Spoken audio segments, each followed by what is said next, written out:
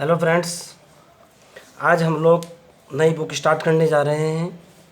Vector calculus पहला topic है, vector integration and vector differentiation. Okay, सबसे पहले मैं आपको बताऊंगा derivative of a vector function with respect to a scalar, यानी किसी स्केलर के रिस्पेक्ट में जो वेक्टर फंक्शन का डेरिवेटिव होता है वो क्या होता है। यहाँ बेसिक 3 क्वेश्चन हैं। पहले वाला क्वेश्चन ये है कि सर ये स्केलर क्वांटिटी क्या होती है। दूसरे वाला क्वेश्चन ये है कि सर वेक्टर क्वांटिटी क्या होती है। तीसरा क्वेश्चन ये है कि वेक्टर फंक्शन होता क्या है। A quantity which have the magnitude only is known as scalar quantity. एक ऐसी क्वांटिटी जिसके अंदर सिर्फ और सिर्फ मैग्नीट्यूड होता है, यानी डायरेक्टली इनडायरेक्टली वेट होता है या उसकी कोई मात्रा होती है, उसकी कोई क्वांटिटी होती है, उसको बोलते हैं हम स्केलर क्वांटिटी। ओके, जैसे आप ऐसे समझने की कोशिश करो, जैसे आप समझ लो कि वेट है या आप स्पीड समझ लो। बहुत सारे एग्जाम्पल हैं, फिजिक्स की क्वांटिटी है, बहुत सारे एग्जाम्पल्स हैं। दूसरी क्वांटिटी होती है वेक्टर क्वांटिटी। एक ऐसी क्वांटिटी जिसके अंदर जो है वेट भी हो, मैग्नीट्यूड हो और उसकी कोई डायरेक्शन हो। ओके, इस तरह की क्वांटिटी को हम वेक्टर क्वांटिटी कहते हैं। A quantity is known as vector quantity if it is content direction as well as magnitude. Okay, clear. 11th 12th के अंदर भी आपने ये चीज़ें सारी पढ़ी होंगी। तीसरा इंपॉर्टेंट पॉइंट है, ये वेक्टर फंक्शन क्या होता है और डेरिवेटिव क्या होता है। ओके, सबसे पहले तो मैं आपको बताता हूँ डेरिवेटिव। रियल एनालिसिस के अकॉर्डिंग डेरिवेटिव कुछ और होता है। Okay, differential calculus, integral calculus, vector calculus के अकॉर्डिंग डेरिवेटिव का मतलब होता है डिफरेंशिएशन से, सिंपली किसी फंक्शन को डिफरेंशिएट करना। ओके, अब सवाल पैदा ये होता है कि सर आप यहाँ ये जो बोल रहे हो कि ये वेक्टर फंक्शन होता क्या है, what is the vector function, समझने की कोशिश करना। मैं आपको बताऊंगा वेक्टर फंक्शन क्या होता है। सबसे पहले मैं आपको बताऊंगा फंक्शन। आपको पता है कि सर फंक्शन एक ऐसा नियम होता है जिसमें डोमेन के कुछ एलिमेंट डोमेन के सारे एलिमेंट को डोमेन के किसी एक एलिमेंट से कनेक्ट होते हैं। यानी अगर आप ऐसे लिखते हो F such that X to Y, अगर मान लिया मैं कह रहा हूँ इज ए फंक्शन, पहले फंक्शन समझ लो उसके बाद वेक्टर फंक्शन तो बहुत आसान है। इसका मतलब ये निकलता है कि सर एक्स कोई डोमेन है जिसके अंदर कुछ एलिमेंट हैं, वाई कोई कोडोमेन है, इस जहाँ से स्टार्ट होता है उसको डोमेन बोलते हैं। ये तो हुआ मेरा डोमेन और ये होता है मेरा कोडोमेन। ओके, इसके अंदर कुछ एलिमेंट होते हैं मान लो ए बी सी डी और ई है। इसके अंदर एलिमेंट आप मान लो 1 2 3 4 5 6 और 7, बहुत सारे एलिमेंट मान लो। क्लियर है ना। फंक्शन क्या बोलता है, फंक्शन एक ऐसा नियम होता है जिसमें डोमेन का एवरी एलिमेंट को डोमेन के किसी एक एलिमेंट से कनेक्ट होता है। डोमेन का एवरी एलिमेंट, जैसे ये एलिमेंट डोमेन का, ये वाला एलिमेंट डोमेन का, ये वाला एलिमेंट डोमेन का, ये वाला एलिमेंट डोमेन का, ये वाला एलिमेंट डोमेन का। ओके, समझ आती है मेरी बात। यानी डोमेन का कोई भी एलिमेंट खाली ना रहे, भले ही कोडोमेन का खाली हो जाए, कोई दिक्कत वाली बात नहीं है। डोमेन का प्रत्येक एलिमेंट कोडोमेन के किसी एक एलिमेंट के साथ अटैच हो, कनेक्टेड हो, तब इसको बोलता हूँ F of X. Okay, F such that X to Y, तब ये फंक्शन बनता है। ओके, वेक्टर फंक्शन क्या होता है, अगर इधर वैल्यूज़ कुछ भी हो, स्केलर क्वांटिटी हो, डजेंट मैटर, अगर इधर ये जो है ना वेक्टर क्वांटिटी के ऊपर जा कर के मैप हो जाए। ओके, यानी डोमेन के अंदर कुछ भी हो, अगर कोई डोमेन वेक्टर क्वांटिटी पे जा कर के मैप हो जाए, कोई डोमेन जो है ना वेक्टर क्वांटिटी हो, तब इस फंक्शन को मैं वेक्टर फंक्शन कहता हूँ। जैसे आप समझने की कोशिश करना बेटा, F of X is equal to, मैं कह रहा हूँ कि 2xi प्लस 2xj, समझने की कोशिश करना, what is the meaning. Example दे करके समझाता हूँ, मैं बताता हूँ आपको वेक्टर फंक्शन होता क्या है। मैं कहना चाह रहा हूँ कि वेक्टर फंक्शन जनरली फंक्शन की तरह ही होता है, बस उसका जो कोडोमेन है ना, इधर वाला जो पोर्शन है ना, जहाँ से फंक्शन परिभाषित होता है, एफ ऑफ एक्स मैंने 2xi मान लो आप, सपोज दैट, सिंपल सा एग्जाम्पल दे दूंगा। ओके, जहाँ से फंक्शन चलता है, ये एफ हुआ मेरा, ये डोमेन हुआ, ये कोडोमेन हुआ, ये हुआ मेरा डोमेन और ये हुआ मेरा कोडोमेन। ओके, मान लिया जाए यहाँ वैल्यू 1 2 3 और 4 है, सपोज दैट। जब मैं x की वैल्यू 1 डालूंगा तो एफ ऑफ 1 कितना निकलेगा, आप समझने की कोशिश करना। 2 गुणा 2 इंटू आई, यानी कितना निकल गया 4i। जब x की वैल्यू 1 डालूंगा तो इधर निकल, जब x की वैल्यू 1 डालूंगा तो कितना निकलेगा 2i, सॉरी गलत बता दिया। x इज इक्वल टू 1 निकलते ही कितना निकला 2i। x is equal to 4 डालते ही ये कितना निकला 4i। x is equal to 3 डालते ही कितना निकला 6i। 4 डालते ही 8i। यानी ये एलिमेंट इससे कनेक्ट है, ये इससे कनेक्ट है, ये इससे कनेक्ट है, ये इससे कनेक्ट है। डोमेन का प्रत्येक एलिमेंट कनेक्ट हो, को डोमेन के किसी वेक्टर एलिमेंट के साथ कनेक्टेड हो, यानी एक ऐसे एलिमेंट के साथ कनेक्टेड हो जिसके अंदर डायरेक्शन भी हो, जिसका मैग्नीट्यूड भी हो, उसको बोलता हूँ मैं वेक्टर फंक्शन। सिंपल डेफिनेशन है 11th 12th वाली फंक्शन की ही, कोई दिक्कत नहीं है, बस यहाँ जो है ना वेक्टर क्वांटिटी आ जानी चाहिए। ओके, आगे की तरफ चलते हैं। सबसे पहले मेरे को देखना है इसका डेरिवेटिव होता क्या है, किस तरीके से कैलकुलेट किया जाता है। थोड़ी सी थ्योरी है। Suppose that R of F T be any vector function. Okay, R of F T जो है कोई वेक्टर फंक्शन है जहाँ where T is a scalar quantity. जैसे मैंने अभी लिया था, ये देखो आप, मैंने भी टी को एक्स को स्केलर लिया था। F of X is equal to 2xi। X की वैल्यू 1 2 3 4 5 कुछ भी रखो, इधर आई जे के की टर्म्स में रिजल्ट निकल करके आएंगे, अर्थात ये स्केलर क्वांटिटी होती है। क्लियर, वही बताने की कोशिश कर रहा हूँ। यानी मैं कहने की कोशिश कर रहा हूँ, अगर r is equal to F of T कोई फंक्शन है जहाँ t कोई स्केलर क्वांटिटी है, तो जाहिर सी बात है r is equal to F of T होगा। r इज इक्वल टू कितना होगा भाई, r इज इक्वल टू क्या मान लिया मैंने, एफ ऑफ टी होगा। ओके, यहाँ वेक्टर कैलकुलस के अंदर ओके टी का जो मतलब निकलता है पूरी वेक्टर कैलकुलस के अंदर, आर का जो मतलब निकलेगा बेटा वो दूरी से होगा, डिस्टेंस से होगा। टी का मतलब जो होगा वो टाइम से होगा पूरी वेक्टर कैलकुलस के अंदर।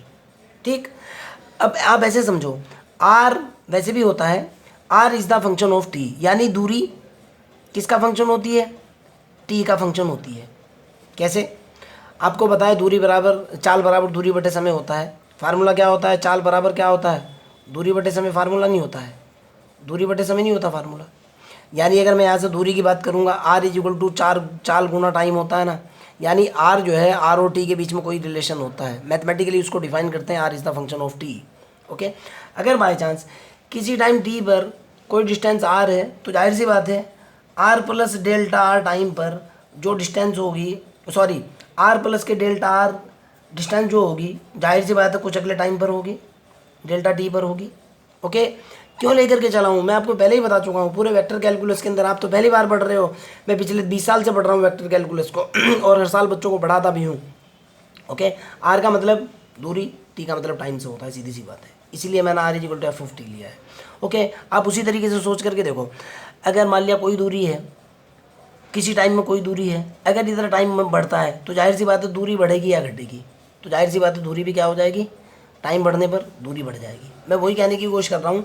तो आर प्लस के डेल्टा आर इक्वल टू कितना होगा भाई, एफ ऑफ टी प्लस के डेल्टा टी। अब यहाँ से आप क्या करो, डेल्टा आर की वैल्यू निकालो। यहाँ से आप अगर डेल्टा आर की वैल्यू निकालते हो, डेल्टा आर की वैल्यू निकलेगी बेटा एफ ऑफ टी प्लस के डेल्टा टी माइनस के आर हो जाएगा। ओके, और यहाँ से डेल्टा आर की वैल्यू कितनी निकल जाएगी बेटा, ये आपके पास निकल जाएगा एफ ऑफ टी प्लस के डेल्टा टी माइनस आर की वैल्यू कितनी है, R is equal to F of T.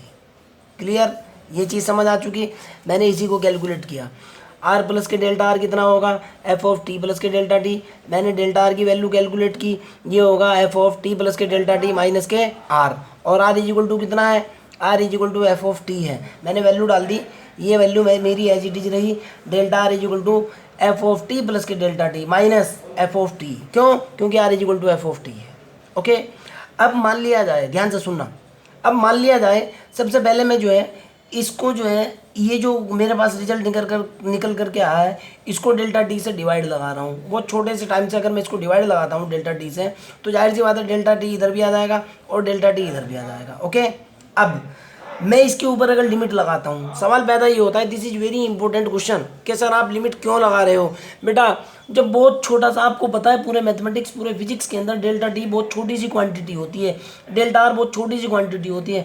Delta R या डेल्टा टी की वैल्यू 0.0000001 के बराबर होती है, बहुत माइनर सी क्वांटिटी होती है, और छोटी सी के लिए मैं लिमिट का यूज़ करता हूँ। क्यों, लिमिट की डेफिनेशन होती है the maximum possible approach of any variable is known age limit.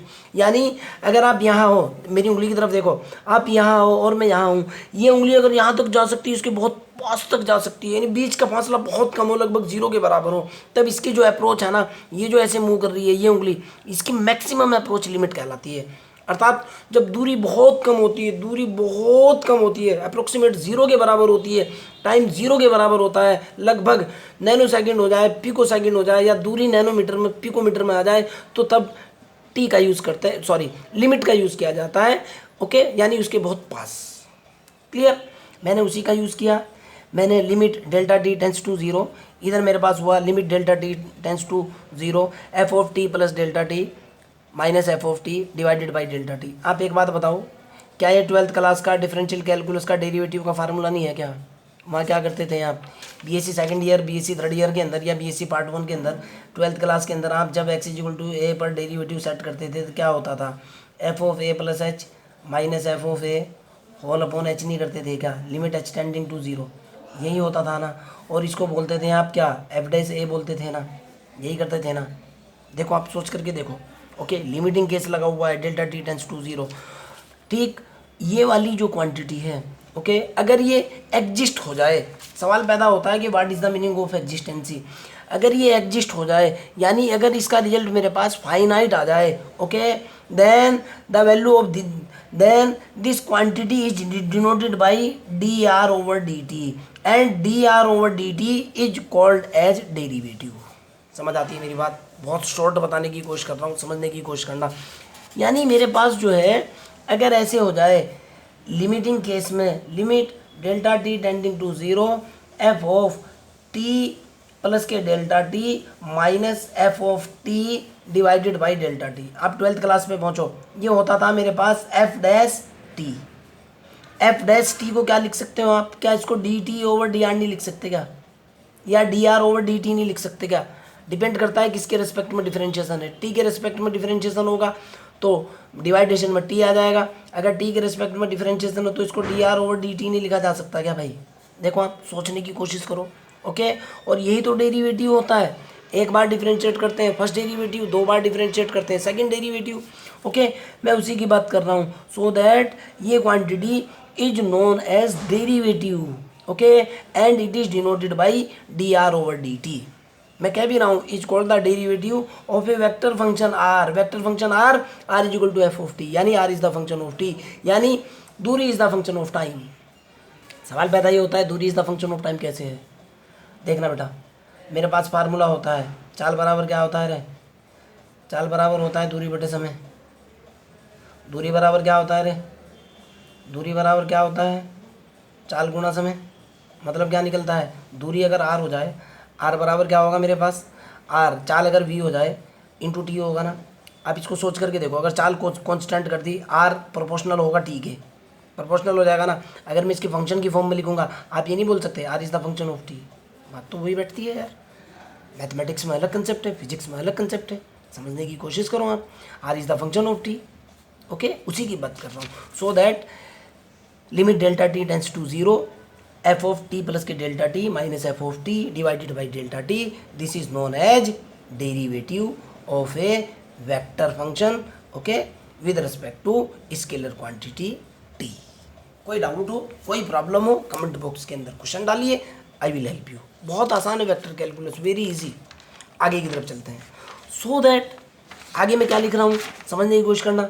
मैंने इसको बोला था कि इस क्वांटिटी को देखना बेटा, ये था मेरे पास जो निकल करके आया था, टी प्लस के delta T minus F of T divided by delta T, okay, T plus delta T minus F of T divided by delta T. देखो अब आप, फिर कह रहा हूँ कि मैंने इसको क्या किया है पीछे, आर इज इक्वल टू कितना था मेरे पास, एफ ऑफ टी था ना, आर प्लस के delta R is equal to कितना था, एफ ऑफ टी प्लस के डेल्टा टी था ना। तो F of T plus delta T की जगह मैंने क्या डाल दिया, आर डाल दिया ना, आर प्लस के डेल्टा आर डाल दिया ना, आपके सामने है। एफ ऑफ टी की वैल्यू मैंने कितने डाल दी, आर डाल दी, डिवाइडेड बाई टी होएगा ना। क्लियर, इस आर से आर कैंसिल हो जाएगा ना, कितना निकल करके आएगा, D R over D T होगा ना। लिमिटिंग केस में इसको D R over D T लिखते हैं। अगर बाई चांस कहीं ऐसे लिखा हुआ है limit delta T tends to zero del R over del T, limiting case को इसको लिखा जा सकता है D are over D T. समझ आती है मेरी बात? क्लियर? और यही डेरिवेटिव होता है। फर्स्ट टाइम डिफरेंशिएट करते हैं फर्स्ट डेरिवेटिव होता है, सेकंड टाइम डिफरेंशिएट करते हैं सेकंड डेरिवेटिव होता है, तीन बार डिफरेंशिएट किया जाता है थर्ड डेरिवेटिव होता है, फोर्थ टाइम डिफरेंशिएट किया जाता है फोर्थ डेरिवेटिव होता है। एक चीज़ और भी है बच्चों, जब मैं आपको डिफरेंशियल इक्वेशन पढ़ाऊंगा तब बताऊंगा।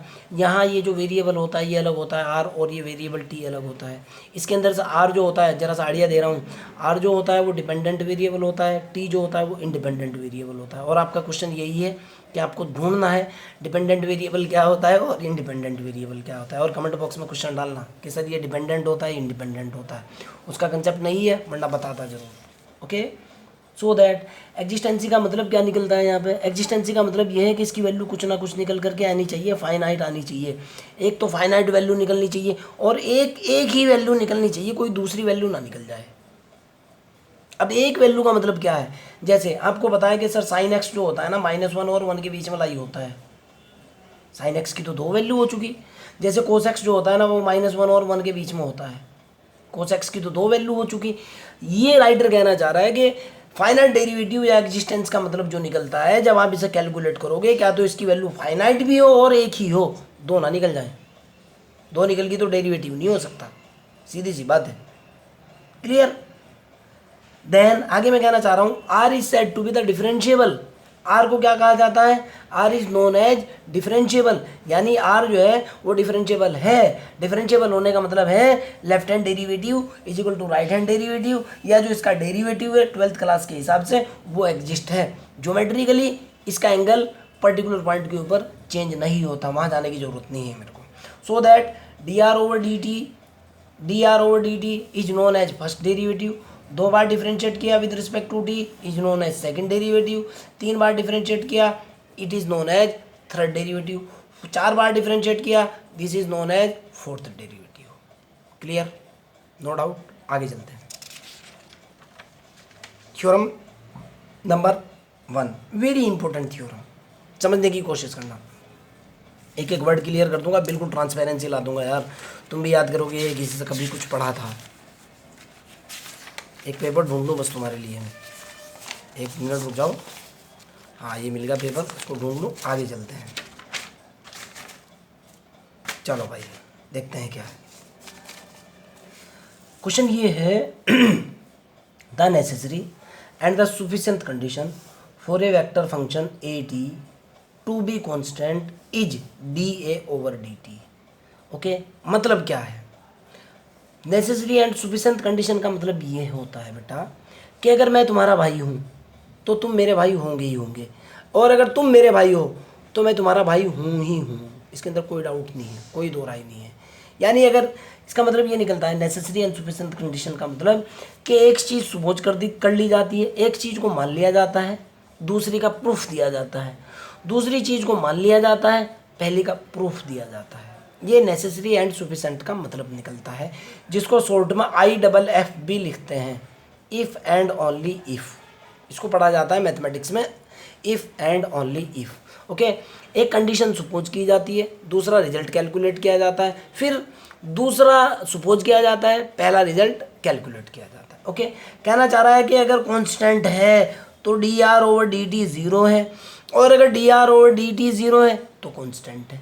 मैं हो सकता है पहले कांस्टेंट मानते हुए चलूँ और D R over D T को ज़ीरो सिद्ध करूँ, या फिर D R over D T को ज़ीरो मानते हुए चलूँ, या फिर मैं ए टी को कांस्टेंट सिद्ध करूँ। ठीक है ना, ये दो सिचुएशन है। देखते हैं क्या है। मैंने सपोज दैट मैंने सबसे पहले क्या किया, ये जो मेरा फंक्शन दे रखा है ए ऑफ टी कॉन्स्टेंट है। अगर ए ऑफ टी कॉन्स्टेंट है तो मेरे को सिद्ध करना है, I want to prove that D A over D T is equal to zero. Clear?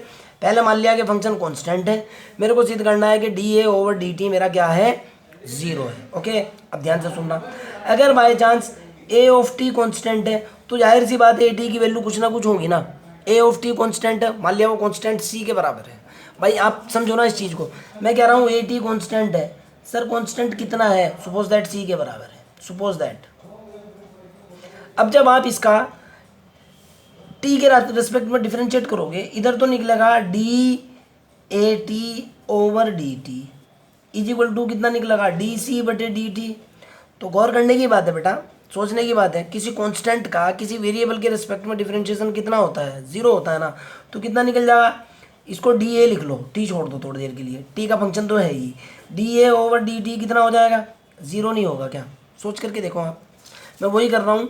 So that अगर मान लिया डी टी को मैंने कांस्टेंट सपोज कर लिया, तो दूसरे तरीके से बता रहा हूँ, ये तो सिंपल सा तरीका था, ये तो वेरी सिंपल तरीका था, डेफिनेशन लगाने की कोशिश करूँगा, तो अब फिर आगे समझने की कोशिश करना और थोड़ा सा सोचना बेटा आप, कि जब F of T A of T 0 है, जब मेरे पास ए ऑफ टी 0 है, ए ऑफ टी कितना है, 0 है, sorry A of T is equal to C है, तो ए ऑफ टी प्लस के डेल्टा टी भी 0 नहीं हो, सी ही नहीं होगा क्या, यहाँ तो कोई चेंज ही नहीं है, यहाँ तो टी है ही नहीं, यानी जब फंक्शन ऑफ टी कांस्टेंट है तो फंक्शन ऑफ टी प्लस के डेल्टा टी भी कांस्टेंट होगा। कहोगे कैसे, आप ऐसे सपोज करो, function of X is equal to C है, फंक्शन ऑफ एक्स प्लस के 2 कितना होगा भाई, इधर तो एक्स है ही नहीं, ये भी तो सी ही होगा। क्लियर, समझ आ चुकी बात, उसी की बात कर रहा हूँ। तो फंक्शन ऑफ टी प्लस के delta T is equal to 0 होगा। हमारे पास हमको निकालना है D A over D T. आपको फार्मूला पता है, लास्ट लेक्चर में, अभी इसी लेक्चर के अंदर मैं बोल रहा था, कितना आया था, टी प्लस के delta T minus K D F of T plus के delta T minus F of T divided by delta T. आपको फार्मूला पता है, जिस फार्मूले का यूज़ करना है। ओके, मैंने किया D A over D T A plus T plus के delta T minus A of T divided by delta T. A T plus delta T की वैल्यू कितनी है, आपको पता है सी है, सी माइनस के सी इज इक्वल टू कितनी आ चुकी, 0 आ चुकी ना, तो क्या निकला, सीधा सीधा हो चुका D A over D T is equal to 0। Clear, मैं ए को कांस्टेंट मानते हुए चला था, ए टी को कांस्टेंट मानते हुए चला था, मैंने D A over D T 0 निकाल दिया, थ्योरम है बेटा। सो दैट एक रिजल्ट तो आ चुका। अब मैं उल्टा चलूंगा, now suppose that D A over D T is equal to 0। Okay, suppose that D A over D T is equal to 0। अब मेरा टारगेट क्या है कि मेरे को दिखाना है A T is equal to constant. I want to prove that A T यानी A is the function of T is constant. Okay, अब देखो बेटा, ए टी मेरे पास क्या है, यहाँ कह रहा है is a vector function. This is very important. A T मेरे पास क्या है, कोई वेक्टर फंक्शन है। अगर भाई वेक्टर फंक्शन है तो जाहिर सी बात है वेक्टर की फॉर्म में होगा। ऐसा तो नहीं हो सकता कि वेक्टर फंक्शन और वेक्टर की फॉर्म में नहीं है, ये तो पॉसिबल नहीं है ना। ए टी साफ साफ लिखा हुआ है, ए टी मेरा क्या है, ए टी मेरा वेक्टर फंक्शन है। क्वेश्चन में देखो आप, जब ये वेक्टर फंक्शन है तो जाहिर सी बात है ए टी बराबर जो होगा, हो सकता है a1i plus a2j plus a3k के बराबर हो, वेक्टर हो चुका। ओके, मैंने उसी कंसेप्ट का यूज़ किया। So that A T is equal to, आपको तो पता है टी का फंक्शन ही है, मैंने a1ti लिख दिया, a2tj लिख दिया, a3tk लिख दिया। आप इसको ऐसे भी लिख सकते हो। क्लियर, आगे चलते हैं, मेरे ख्याल से कोई डाउट नहीं होना चाहिए। आगे देखता हूँ भाई, यहाँ से मेरे पास कितना निकल करके आया बेटा, मेरे पास सीधे का सीधा निकल करके आया, ये तो है ही ए टी, तो ये हो ही गया। जब मैं इसको टी के रिस्पेक्ट में डिफ्रेंशिएट करूँगा, ध्यान से सुनना, ये हुआ D A over D T is equal to D A one over D T I plus D A two over D T plus J आएगा यहाँ, D A three over D T यहाँ K आएगा। Clear, मैं क्या मानते हुए चला था, मैं मानते हुए चला था कि D A over D T बराबर किसके है, 0 के है ना, ये मानते हुए चला था ना मैं। देखो आप, फिर आपको डाउट लगेगा क्या माना था आपने। मैंने माना था कि now suppose that D A over D T is equal to 0, doubt ना लग जाए। तो जब D A over D T की वैल्यू 0 है, ये तो 0 हो चुका भाई। 0 इज इक्वल टू कितना निकला, ये निकला बेटा डी ए वन आई बटे D T plus D A two J बटे D T plus D A three K बटे डी टी बराबर 0 के। अब सोचो आप, 2 तरीके हैं यहाँ से सोचने के। 3 क्वांटिटी का सम 0 के बराबर है, तो जाहिर सी बात है क्या तो तीनों अलग अलग 0 के बराबर होंगी, जोड़ तभी 0 आ सकता है। या जितनी क्वांटिटी होगी उतनी ये होगी प्लस माइनस के निशान के साथ, सेम क्वांटिटी होगी, ये अलग होगी, ये 0 होगी। लेकिन आपको उस तरीके से नहीं सोचना, क्योंकि दोनों क्वांटिटी सेम नहीं हो सकती। ये आई एक्स डायरेक्शन में है, ये जे वाई डायरेक्शन में है, ये के जेड डायरेक्शन में है। इसको 0 को क्या लिख सकता हूँ मैं, 0i प्लस के 0j प्लस के 0 के नहीं लिख सकता क्या? लिख सकता हूँ ना। बराबर कितना होगा?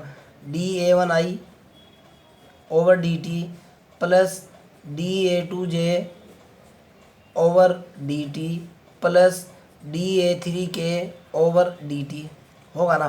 क्लियर है ना? पहले वाले का पहले वाले से तुलना करा मैंने, कितना निकला? dA1 over dt is equal to कितना निकल गया? 0। क्या है? डिफरेंशियल इक्वेशन नहीं है क्या? इससे आप क्या करोगे? इसको आप ऐसे नहीं लिख सकते क्या? dA1 is equal to 0 into D T नहीं कर सकते क्या? जब आप दोनों तरफ का इंटीग्रेशन करोगे, इधर भी इंटीग्रेट करोगे इधर भी इंटीग्रेट करोगे, तो इधर आपको पता है डिफरेंशिएशन इंटीग्रेशन को ख़त्म करता है।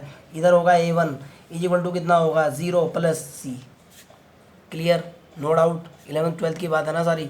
अब देखो सी इनडेफिनिट इंटीग्रेशन है इसलिए कांस्टेंट का यूज़ किया, डेफिनिट इंटीग्रेशन होता तो कांस्टेंट का यूज़ नहीं होता। A1 कितना निकल गया? कांस्टेंट निकल गया ना। A2 निकाल करके देखो। इसी प्रकार क्या होगा? dA2 over dt is equal to कितना होगा? 0। तो dA2 इज इक्वल टू कितना होएगा? 0 इंटू डी टी होएगा ना भाई। क्लियर होएगा ना? यहाँ से कितना निकल गया?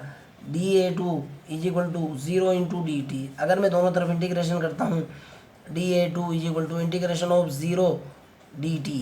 ठीक, डिफरेंशिएशन इंटीग्रेशन का उल्टा खत्म हो चुका है। A2 कितना निकल गया? A2 is equal to C plus के C1 मान लो। A2 इज इक्वल टू कितना निकल गया? C2 होएगा ना। इसी प्रकार A3 इज इक्वल टू कितना हो जाएगा? C3 नहीं हो जाएगा क्या? निकल गया ना तीनों। A1 A2 A3 कॉन्स्टेंट निकल गया ना, कॉन्स्टेंट निकल गए। सोचो, देखो सोच करके देखो फिर आप। A1 कितना निकला मेरा? A1 निकला मेरा C। A2 मैंने कितना मान लिया? दूसरा कॉन्स्टेंट C2 मान लो। A3 कितना मान लिया मैंने?